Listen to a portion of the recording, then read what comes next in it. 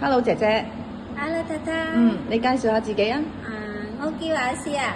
我74歲啊。我有小朋友2個，14歲同埋14歲。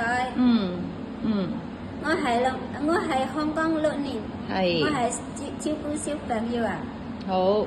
你佢哋幾多歲啊？小朋友？14歲和14歲啊。你每日要做啲乜嘢啊？What is your daily duties? I wake up 6:30. Then I prepare for breakfast and later 12 o'clock I cooking for lunch. Then bring the school. Then after the bring lunch I washing the clothes, ironing the clothes. Then I clean the mirror. Then I can cooking. 你幾多點開始 prepare dinner? I prepare dinner 3 o'clock. I take up the meat and vegetable and other.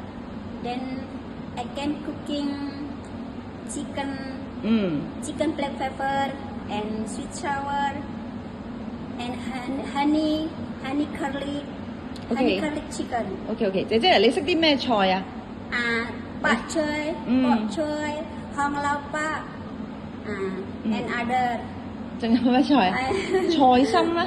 菜心有啊，好中啊，菜心。西蘭花咧？係啊，西蘭花。識唔識蒸魚啊？蒸魚啊，蒸魚係放薑、放薑、放 garlic。薑啊、葱啊、加力。garlic 豉油。好啊，咁你中唔中意煮嘢食㗎？中意啊。中意啊 ，OK。好，咁你驚唔驚貓狗㗎？唔驚貓啊，我驚狗狗唔得。狗唔得。好啊，貓 OK。貓 OK 啦。好啊，唔該你。唔該你。拜拜。拜拜。